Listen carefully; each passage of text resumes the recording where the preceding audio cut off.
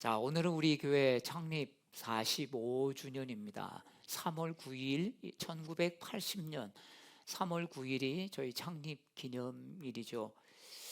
주님께서 이 우리 교회 생일날 이 사도행전 말씀을 나누면서 어떤 교회가 되게 하시는지 우리에게 말씀하시는 것을 저는 이번 주 사도행전을 준비하면서 보게 됩니다. 하나님께서 우리 교회를 어떤 교회가 되게 하실까, 어떤 교회로 이끄실까, 오늘 말씀을 통해서 우리 하나님의 마음을 함께 나누고자 합니다. 여러분, 우리는 고난 없는 평안한 생활을 하길 원하죠. 신앙생활을 하면 할수록 그런 바람이 있죠. 하나님, 제가 신앙생활을 하는데 주님 평강 주십시오, 기쁨 주십시오, 은혜 주십시오. 그런데 여러분 어떻습니까?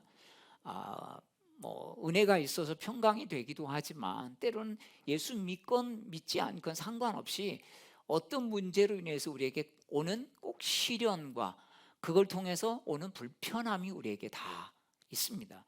그런데요, 여러분 예수 안 믿었다면 내가 이 문제에 더 휘둘렸을 텐데, 여러분 그런 생각 해보신 적이 있습니까?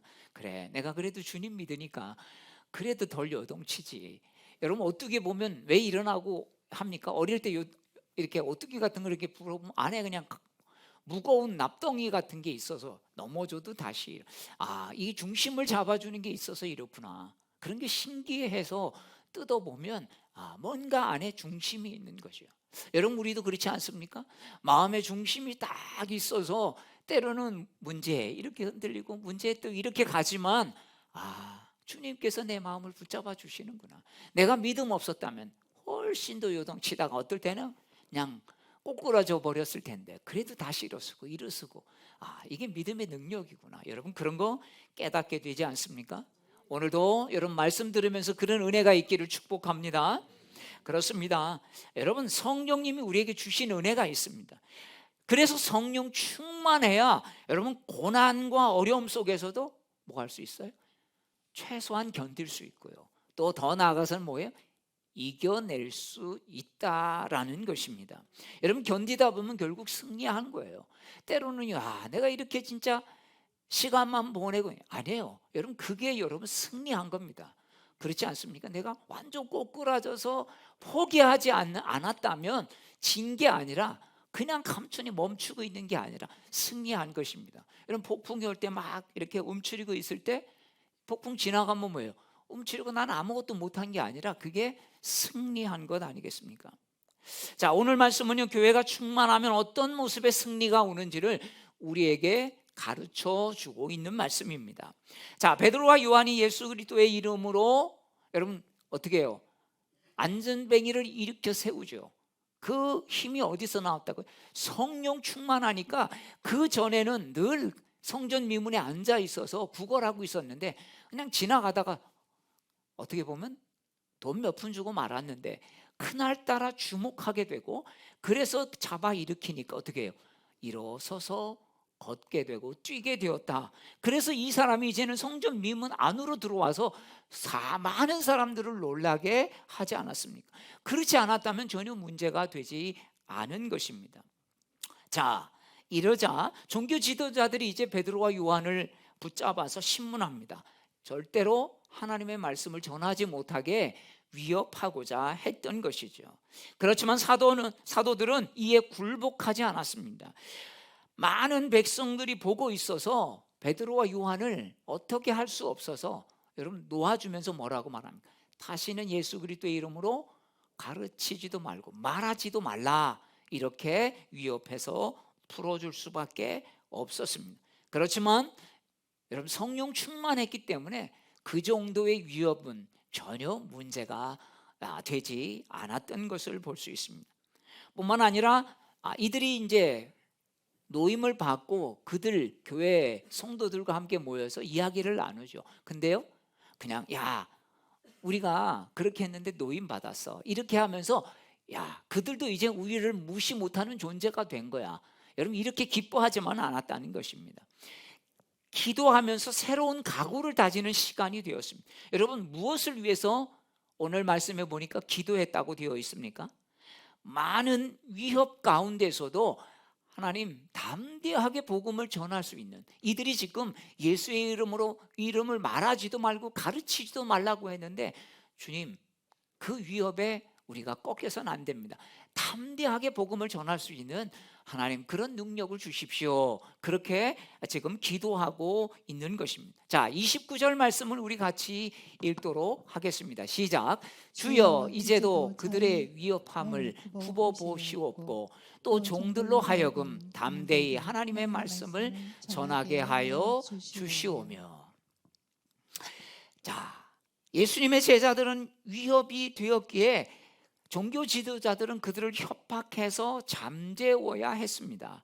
그래서 온갖 말을 동원해서 그들을 두렵게 해서 입을 닫아 버리게 만들어야 했던 것이지요. 그러나 여러분, 그런 위협에 겁먹을 제자들이 아니었습니다. 그리고 돌아와서도 역시 그들은 어떻게 합니까? 그 위협에 제자들은 하나님께 기도했습니다. 종들로 하여금 담대히 하나님의 말씀을 전하게 하옵소서. 여러분, 예수님의 제자들이 돌아와서 뭘 했다고요? 기도했다는 것입니다. 현재 상황이 녹록하지 않지만 환경에 움츠러들지 않고 담대하게 복음을 전할 수 있도록 하나님 용기를 주십시오. 두려워하지 않게 해주십시오. 그렇게 기도하고 있었다는 것입니다. 베드로와 요한의 이 모습을 보면서 저는 이 말씀을 준비하면서 깨달은 게 있습니다.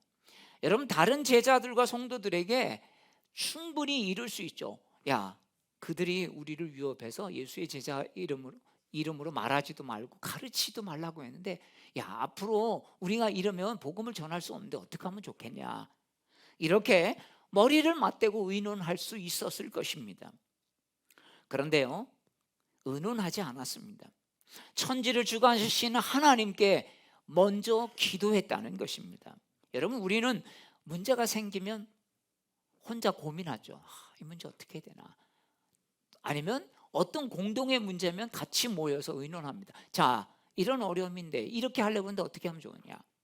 근데 여러분, 문제를 푼다는 명분으로 모여서 이야기하다 보면 여러분, 뭐에 영향을 받습니까? 사람들의 말에 영향을 받죠. 자, 저들이 예수의 이름으로 말하지도 말고 가르치지도 말라 했는데, 야, 이 일 어떻게 하면 좋으냐. 그럼 보통 사람들의 반응은 그렇습니다.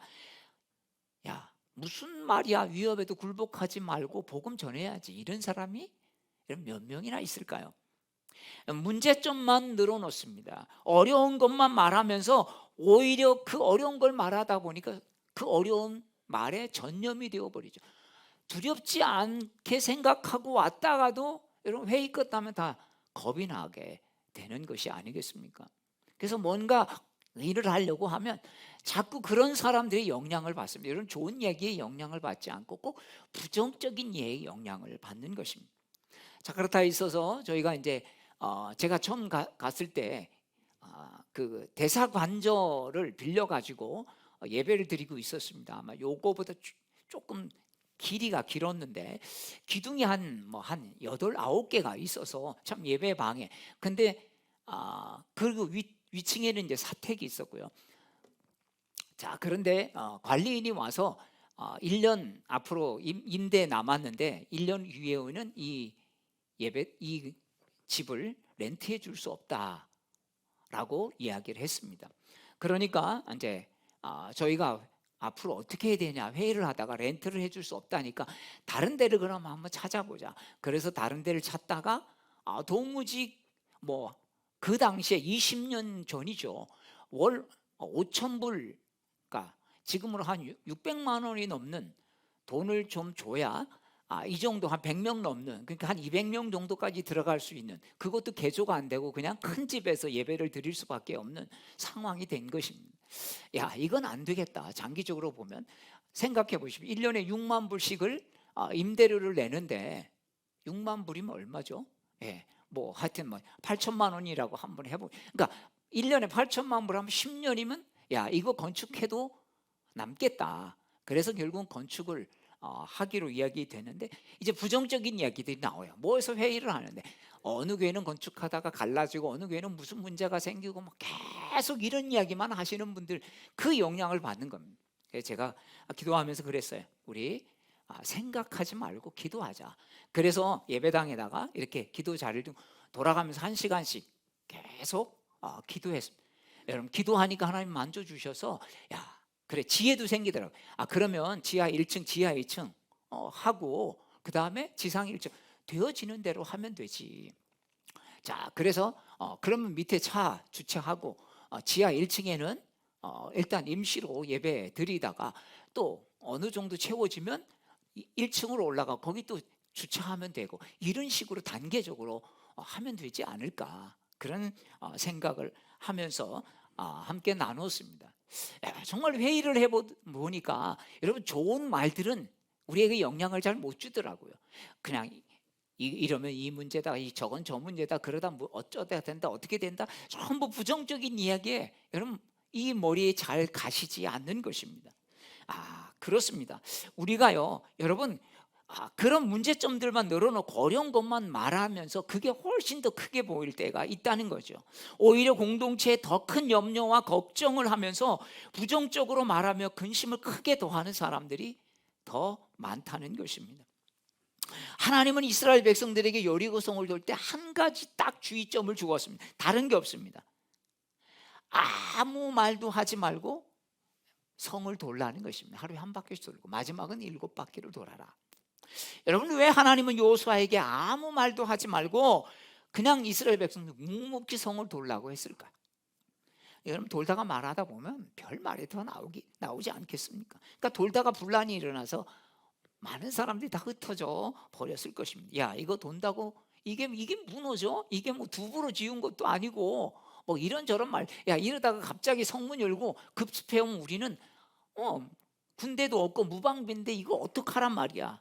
여러분, 만약에 이런 말들을 하면 여러분, 일주일 동안 어떻게 그것을 돌 수가 있겠습니까? 우리는 문제를 해결하다가 이 이야기 저 이야기 하다가 없는 문제도 만들어내기도 합니다.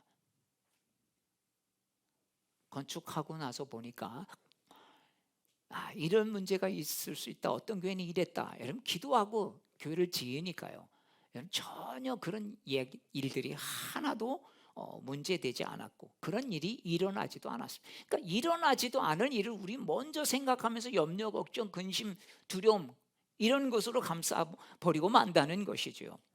여러분, 의논하지 말라는 말이 아닙니다. 우리의 죄성을 보지 않으면 의논할 때 우리는 문제만 말하고 부정적인 것만 말하고 3가지 좋은 점 말해도 1가지 부정점 여기에 꼽혀버린다는 것입니다. 의논하려면 어떻게 됩니까? 기도하고 주님 바라보고 주님이 하실 것을 말해야 할 줄로 믿습니다. 기도하는 마음으로 하나님이 하실 것을 말하지 않으면 여러분, 사단은 계속 부정적으로 못하게 그 말을 통해서 방해한다는 것입니다. 9가지 좋은 얘기를 해도 1가지 부정적인 이야기를 하면 9가지는 없어져 버려요. 그 1가지에 꼽힌다는 거죠. 여러분, 이게 바로 우리의 본심인 것입니다. 그래서 우리는 문제점만 말하지 말아야 돼요. 문제점을 말했다면 여러분, 그 말한 사람, 그러면 이 문제를 어떻게 해결할 것인지 해결점도 이야기해야 하는 것입니다. 여러분, 당국자들이 예수의 이름으로 말하지도 말고 가르치지도 말라. 여러분, 이걸 어떻게 하냐? 만약에 의논했다고 하십시다. 여러분, 이 위협을 어떻게 해결할 방법이 있을까요? 입 다물고 닥쳐, 이렇게 말하고 있는 것이죠. 여러분, 입 다물고 가만히 숨어 있지 않는 이상은 타협할 것이 없습니다. 조용히 살지 않는 이상 이 문제를 어떻게 해결하겠습니까? 그래, 예수를 인정하지 않지만 우리 종교 지도자들과 원탁회의를 한번 해서 의논해보자. 너도 양보하고 우리도 양보하고 뭔가 좀 여러분, 이게 되겠습니까? 타협점을 찾을 수 있을까요? 우리는 괜히 걱정, 근심 없는 문제도 만들어내고 없는 두려움과 있지도 않을 일을 여러분 상상해가면서 예상해가면서 여러분 만들어내고 말하게 될 것입니다.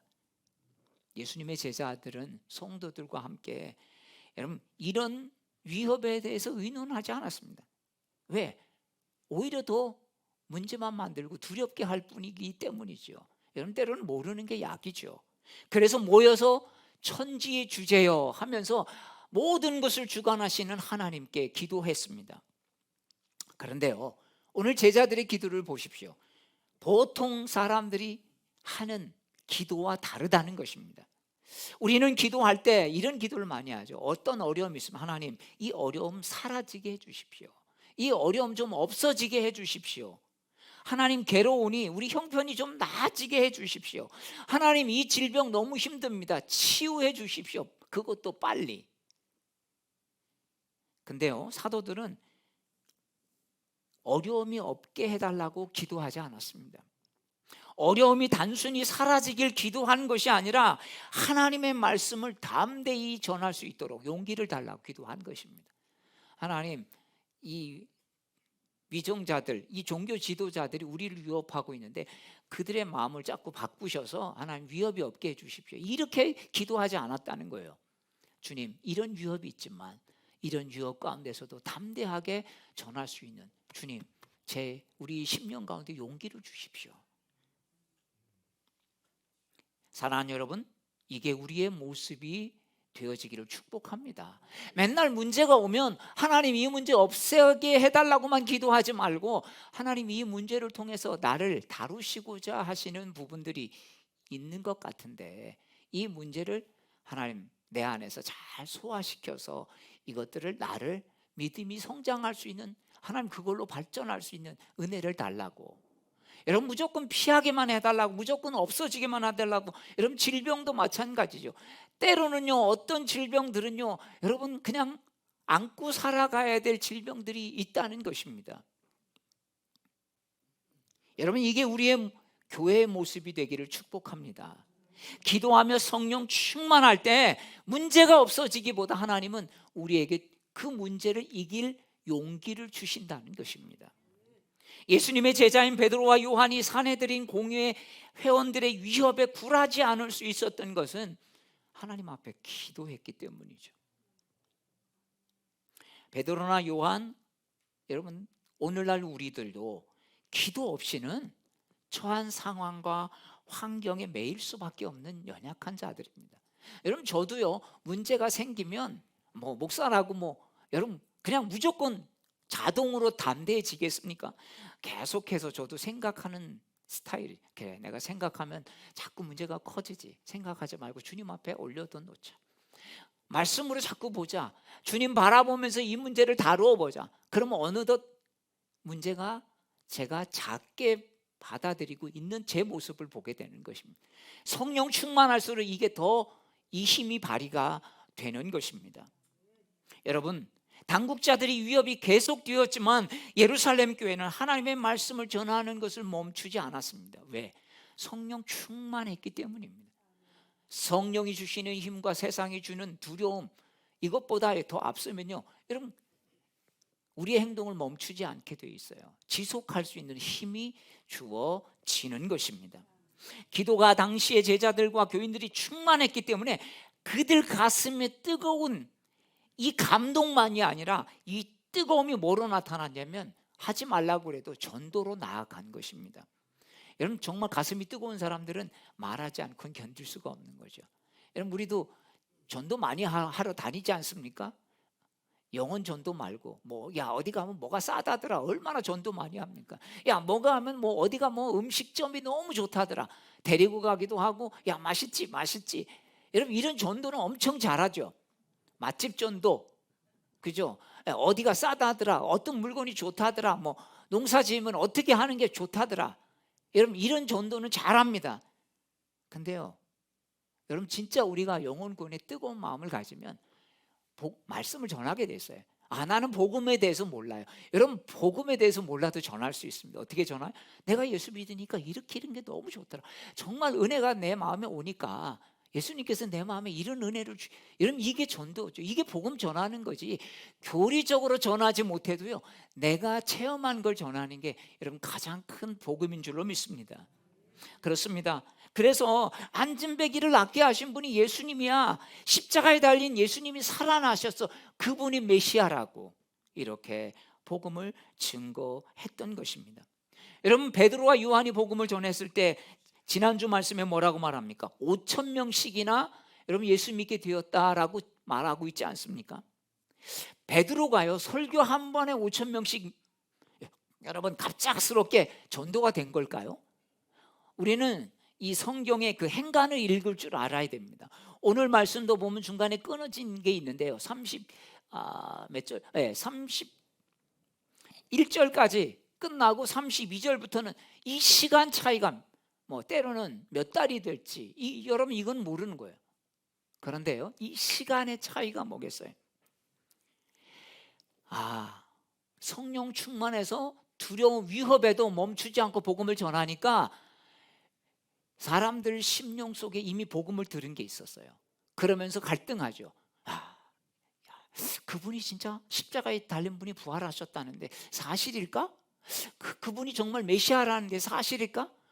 근데 만약에 사실이 아니면 저 사람들이 저렇게 왜 복음 전하려고 막 종교 지도자들이 저 사람들을 잡아 죽이려고 저러는데 왜 저렇게 두렵지 않고 복음을 전하지? 여러분 이런 갈등이 있다가 베드로가 복음을 전하니까 한 방에 딱 꽂힌 거죠. 여러분 아무것도 없는 상태에서 베드로가 복음을 전했는데 거기서 5천 명씩 회개가 일어났을까요? 아니라는 거죠. 이미 들은 복음이 있었던 거예요. 이미 조금씩 여러분 주소들은 하나님의 말씀이 있다가 베드로가 전한 그 한 방에 무너진 것입니다. 여러분 우리도 그렇지 않습니까? 말씀은 계속 듣다가 때로는 아는 말씀인데 어느 순간에 제 마음속에 확 꼽히잖아요. 그렇구나. 내가 그거 모르는 말씀이 아는 말씀이 깨달아지는 은혜가 있는 것입니다. 여러분 예수 믿으라고 단번에 예수 믿겠습니까? 여러분도? 우리도 안 믿는데 우리가 예수 믿게 된 거 잘 보세요. 계속 듣다가 어느 날 하나님 만지시니까 여러분 믿음이 생기고 하나님을 신뢰하는 일들이 생긴 거 아니겠습니까? 그래서 여러분 계속해서 우리가 자꾸 삶으로 증거해야 됩니다. 한 번 전화하는데 저 사람이 예수 믿겠다 교회 나온다? 여러분 그거는 택도 없는 소리 아니겠습니까?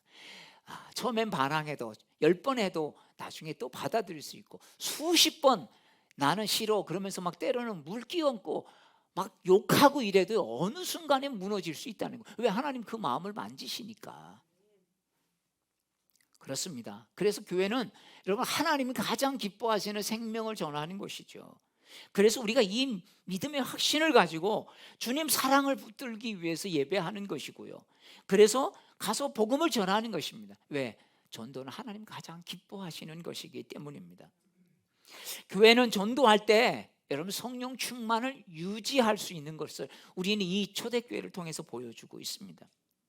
자, 성령 충만하니까 기도하고 성령 충만하니까 전도하니까 이런 놀라운 결실이 일어나죠. 이뿐만이 아닙니다. 자, 주 예수의 부활을 증거하는 말씀에 큰 무리가 은혜를 받으니 자 31절 이후에 보면 뭐라고 말합니까? 이따금 재산을 가진 사람들이 자신의 밭과 재산을 내놓아 공동체 교인의 필요를 채우는 놀라운 사건까지 일어나는 것을 볼 수 있습니다. 자 34절 35절 말씀 우리 같이 읽겠습니다. 시작.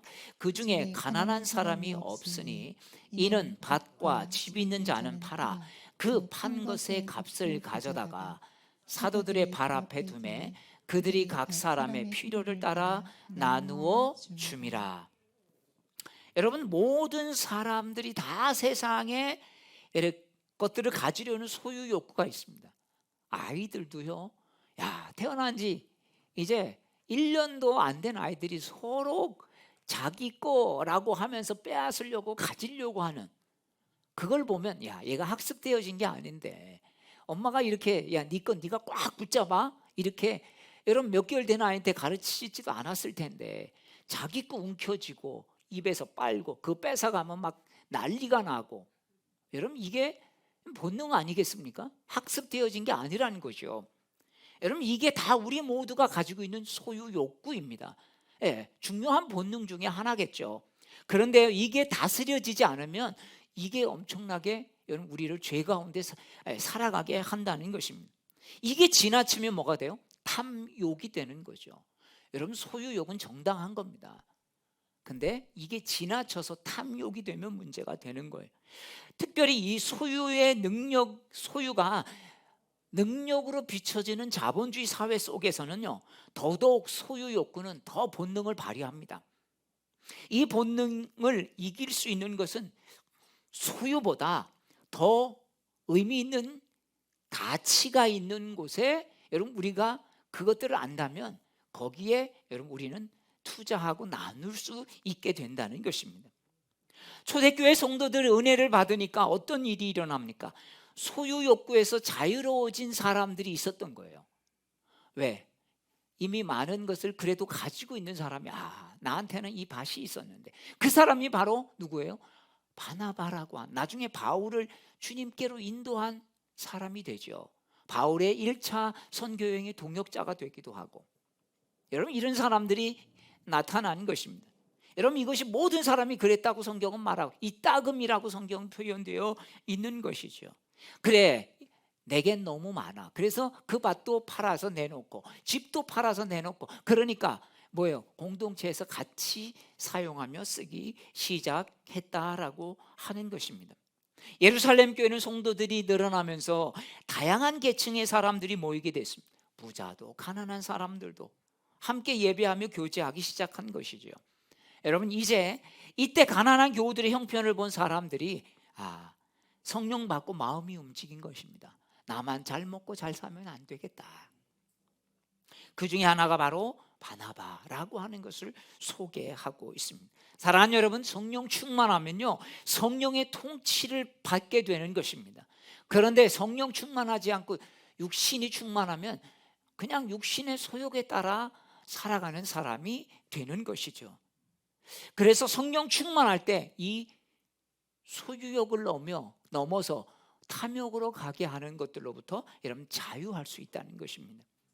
성령 충만은 이렇게 감동받은 은혜를 나만 누리는 것이 아닌 것입니다. 야, 내가 은혜 받았어.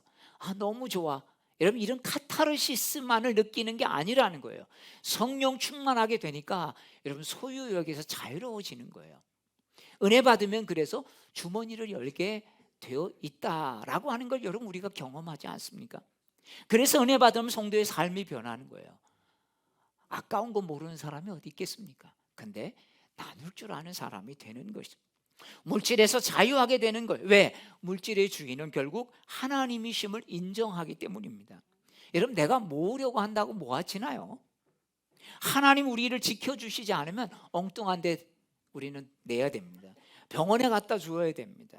때로는 이런저런 곳에 엉뚱하게 흘러가서 정말 모으려고 모으는데 모아지지가 않는다. 여러분 이렇게 말하지 않습니까? 이걸 알기 때문에 성령 충만하면 하나님의 뜻에 합당한 물질 사용에 가치가 생긴다는 거예요.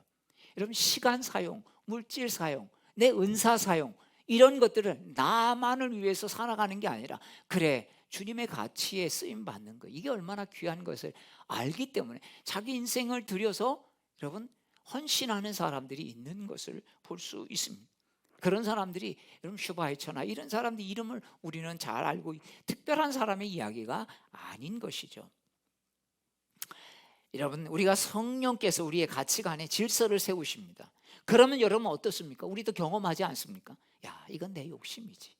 그래, 이건 내 죄된 자아가 좋아하는 거지. 하나님이 싫어하는 것이지. 여러분 주님 앞에 나아가는 것입니다. 여러분 이것은 뭐예요?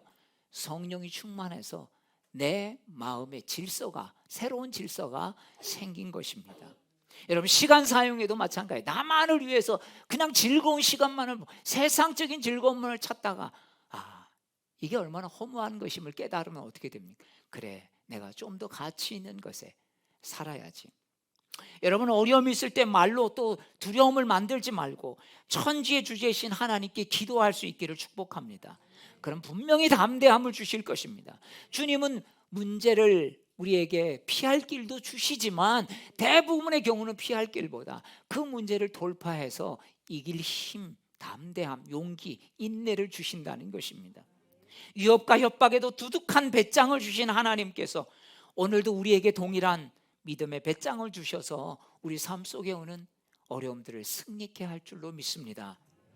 여러분 세상은 우리보다 분명히 크고 힘이 강합니다. 우리를 협박하는 세상의 협박을 여러분, 내 힘만으로 막아낼 수 없습니다. 우리 힘으로 이겨낼 수도 없습니다. 그러니까 견디다가 결국은 꼬꾸라지는 거죠. 여러분, 세상 사람들이 이렇게 말하잖아요. 죽기 아니면 뭐 까무러치기지.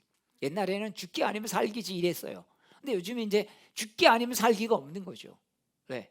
죽을 정도로 이런 맞서서 하다 보면 사는 게 아니라 꼬꾸라지기는 하는구나. 그런데 죽지는 않는구나. 그만큼 옛날에 너 죽고 나 죽자 이러잖아요. 이판사판으로 나가는 사람들. 근데 너 죽고 나 살자가 있습니까? 없는 거죠. 여러분, 너 죽으면 나도 살지 못해요. 성치 못한다는 거예요. 그만큼 많은 데미지를 입는다는 것이죠. 사랑하는 성도 여러분, 성령의 영을 가졌던 제자들과 초대교회 성도들에게 박해는 결코 복음을 멈출 만한 두려움이 되지 못했던 이유가 성령 충만했기 때문입니다. 오늘도 하나님의 영이 내 안에 임재하실 때 내 마음을 다스리면 세상의 그 무엇보다도 여러분 두려움 걷어낼 수 있다는 사실을 믿으시길 바랍니다. 왜 세상을 섭리하며 다스리는 하나님이 여전히 내 안에 계시기 때문에, 2000년 전에 그 하나님이 오늘도 나의 하나님이시기 때문에 여러분, 이것이 여러분의 믿음 되시기를 축복합니다. 일본 신학자 우치무라 간조를 아십니까? 이 사람이 이런 말을 했어요. 성령의 충만을 잠깐 맛보기 위해서 10년을 기도해도 아깝지가 않다. 여러분, 10년 동안 기도해서 쌓아놓은 그 기도를 통해 어느 날 하나님이 성령 충만을 잠깐 부어주시는데 그게 아깝지가 않다는 거예요. 왜? 성령 충만의 가치가 그만큼 크기 때문에. 여러분, 눈에 보이는 변화는 아무것도 없습니다. 가난해서 때로는 해방된 것도 없고 질병은 여전히 나를 괴롭히고 있어요. 그렇지만 우리가 기도하기 전과 기도한 후는 다릅니다. 기도 응답을 받은 이후에는 내 처지나 변한 환경은 상황이 아무것도 변한 게 없는데 여러분, 달라진 게 하나 있습니다. 우리 마음이 달라진 거예요. 용기가 생긴 것입니다. 믿음이 생긴 것입니다. 왜? 하나님이 하신다고 믿어지니까. 여러분, 이게 놀라운 믿음의 축복이 아니겠습니까? 사랑하는 여러분, 환경이 좋아지고 내 신념이나 생각이 강해질 때 담대함이 아닙니다. 담대해야지. 내가 뭐해? 자기 머리를 아무리 주워받고 해도 담대함이 잠깐은 생길지 모르지만 여러분, 그것이 아닙니다. 하나님이 주신 마음들이 있어서 그 마음이 믿어질 때 나도 모르게 나는 두려운 것 같은데 그 문제를 대하면서 나가는 거 보니까 담대함이 많이 없어졌네? 이 자신을 보는 거죠. 이건 내 힘으로 하는 게 아니구나. 사랑하는 여러분, 담대함으로 초대하시는 하나님의 음성을 들으십시오. 그 음성에 순종하는 우리가 될 때 한 주간 살면서 우리의 삶을 두렵게 하는 것, 우리의 마음을 순간순간 빼앗아가는 것, 내 생각을 복잡하게 만드는 것, 가슴 두근두근하게 두렵게 만드는 것들로부터 여러분 자유케 될 줄로 믿습니다. 우리 교회 창립 45주년 생일날 주님께서 이 사도행전 말씀을 통해서 우리 교회에 또 저와 여러분이 오늘도 성령 충만을 통해서 기도하고 섬기며 나누는 교회로 살도록 도우시는 그 주님을 오늘도 함께 발견하며 나아가는 우리 모든 우리 교회 성도들 되시기를 주의 이름으로 축복합니다. 우리 다 함께 일어나셔서